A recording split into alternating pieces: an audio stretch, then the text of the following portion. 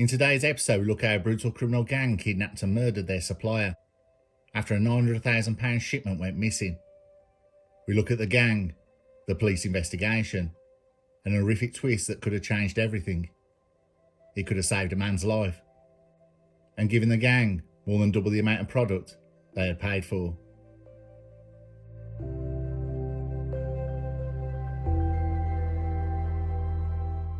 We go back to 2017 to Liverpool, around 11 PM on June the 15th. CCTV cameras caught a car, a dark blue Ford Focus ST, speeding through the streets.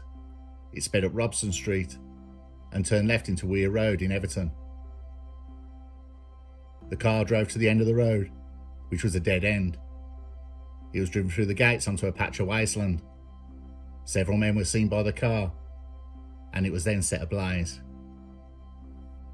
When firefighters arrived and put out the fire, a horrific discovery was made.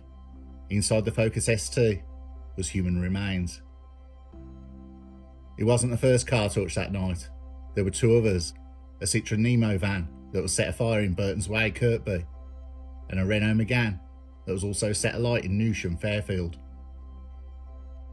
A police murder investigation was opened, but it wouldn't be until days later until the body was identified. Very soon, police would connect all three torched cars to the murder. So who was the body in the burning car? And what had happened to him?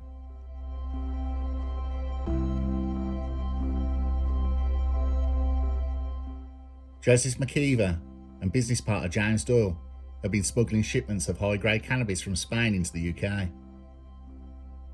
The big pull is in Spain, cannabis is incredibly cheap to buy, and in the UK the price could be worth more than double. This was very appealing for Knox, who ran a criminal drug gang in Liverpool. He dealt mainly in Class A and had a more local operation dealing cannabis, but could see the vast sums that could be made with such a big margin. Knox owned a property in Alicante and had met with Doyle, who ran a smuggling operation, with McKeever being the go-between in the UK. McKeever explained how they'd sourced some of the best product you can get.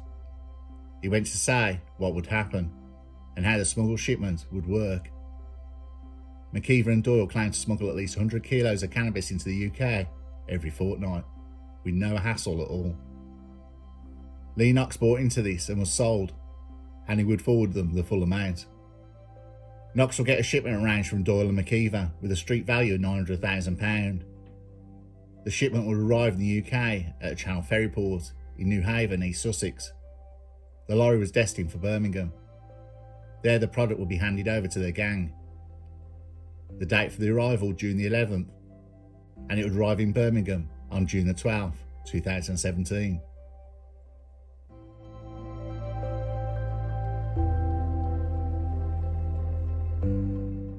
The shipment of cannabis had set sail. It had been vacuum packed inside boxes of vegetables, all sitting on pallet crates inside a lorry.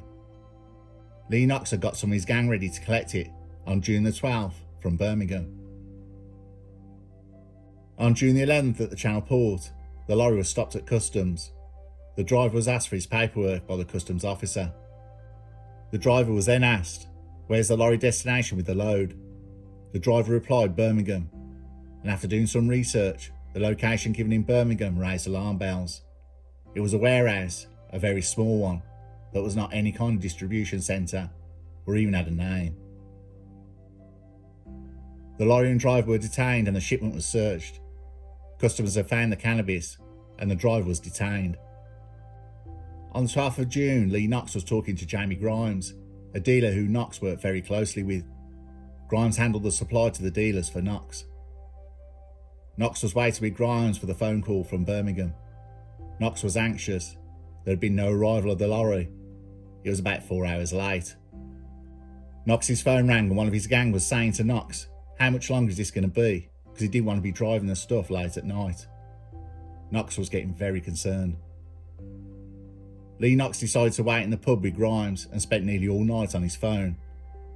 Knox was in heated talks with smuggler McKeever. One of Knox's gang was checking the news to see if he could find anything about the lorry, but nothing. There was no calls from the driver. The lorry had vanished. Everyone went home, waiting for the call.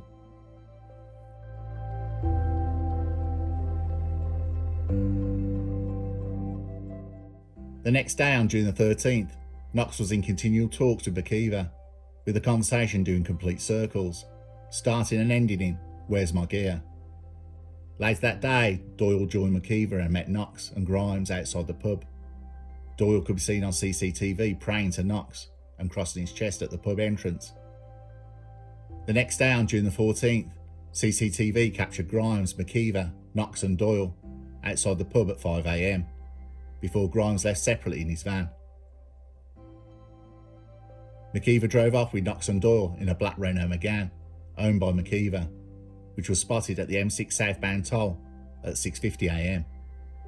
They were next seen at the northbound toll at 10 AM and travelled to Birmingham, seemingly looking for the drugs, only to return empty-handed.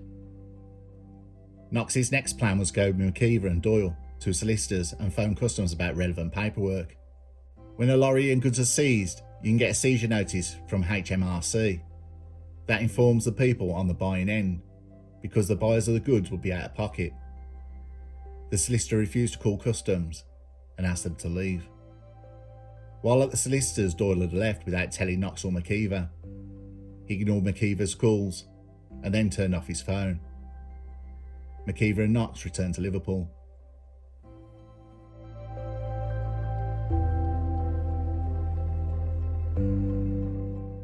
Knox now was pretty sure McKeever and Doyle had something to do with the missing shipment.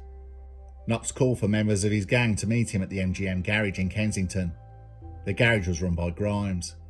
The office was run out of a converted container. Knox and McKeever met up with Jamie Grimes, and another of the gang, Anthony Wales, showed up. They all went to the office at the garage, and within minutes, McKeever was beaten and tied to a chair. CCTV shows Grimes going through the garage, looking for something to tie up McKeever with, and looking for an object to beat him. He returned with ratchet straps and a large breaker bar. McKeever was beaten, hit about the head and body. Knox directed the violence carried out by Wales and Grimes. All the gang were tooting lines, and no one left the container office for 3 hours.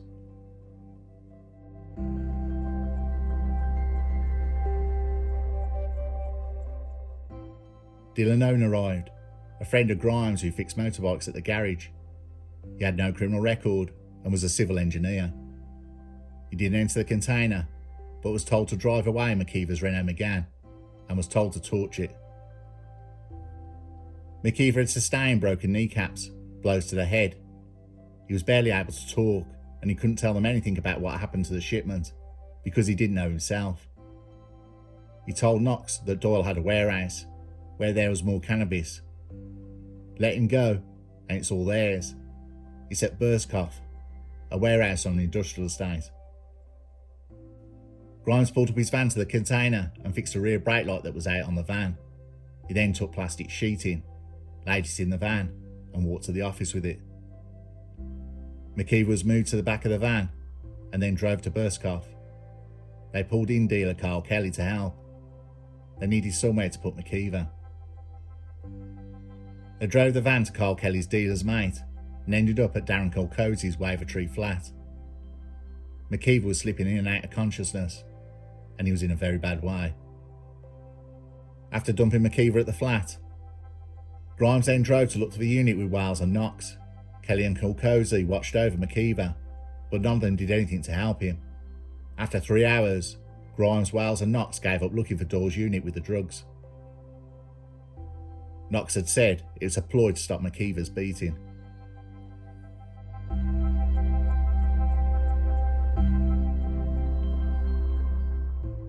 Grimes went back to the garage and then dropped Wales and Knox at Colcozy's flat, where McKeever was beaten again. Grimes returned, and it's not known, out of the three, Knox, Grimes or Wales, who ended McKeever's life, but he was strangled and killed with a ligature. Grimes went back to the garage and deleted the CCTV. Little did he know the machine had a backup and could be recovered. Grimes spread waste oil over the container to cover the blood. Grimes went to the flat with a petrol container at 11 AM. Knox and Wales left in a black Fiat. The car was recovered at a train station in Folkestone. Knox had got onto a Eurostar to France.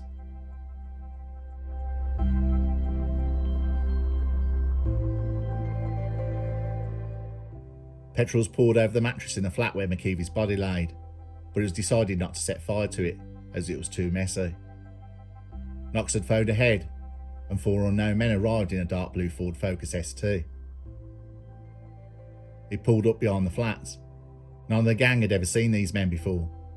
He's not known if they were Knox's gang, or he had paid them to get rid of the body. McKeever's body was then dragged down the stairs and dumped in the boot of the Focus ST.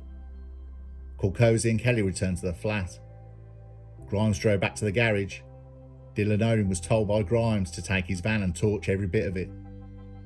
It was set ablaze in Burton's Way, Kirkby. Grimes then fled to Spain. The Ford Focus with McKeever's body was driven by the unknown men and dumped in a field and torched.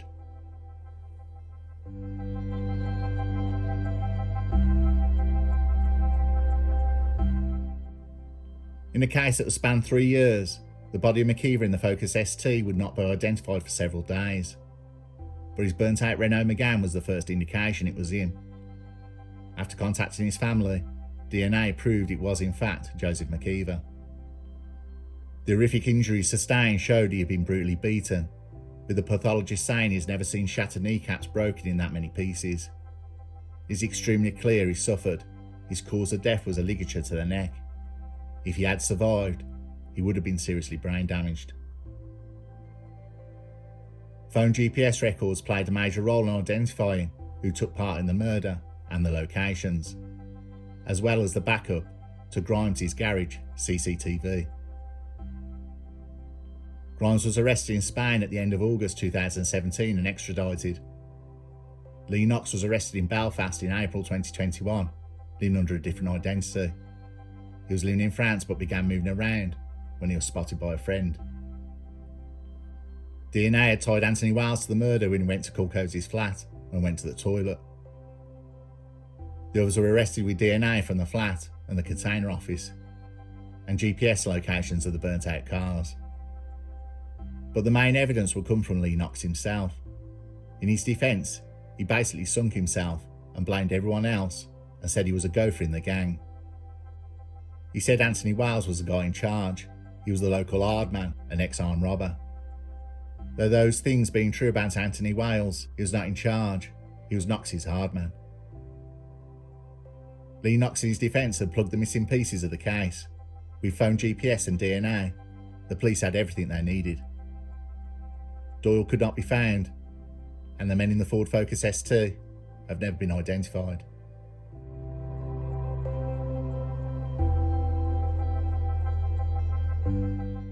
At Liverpool Crown Court, the first 4 of the gang were to be sentenced on the 14th of February 2018.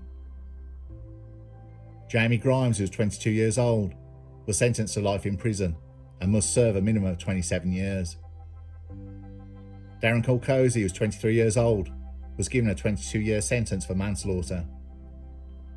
Carl Kelly, 32 years old, was also given a 22-year sentence for manslaughter. Dylan Owen, who was 23 years old, received 6 years for assisting an offender. 3 years after the murder, the second part of the trial would commence at Liverpool Crown Court. Anthony Wales, 37 years old, was sentenced to life imprisonment, and he will serve a minimum term of 23 years. Lee Knox, 43 years old, was sentenced to life in prison, with a minimum term of 30 years for the false imprisonment and murder of Mr. McKeever.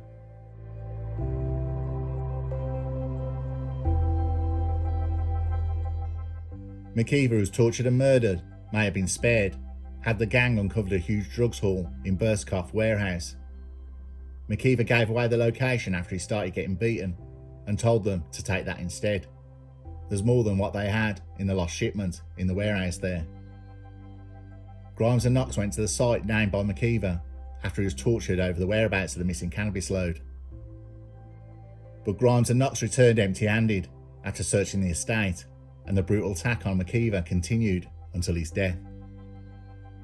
Merseyside police raided the same address, and skunk cannabis worth $2.3 million was uncovered in the unit at Swordfish Business Park in Burskoff on August 4, 2017. That must be one hell of a revelation to know, that you have taken not only somebody's life, but destroyed your own. Nobody needed to die, and the compensation, the product in Burskoff, would have more than doubled their deal.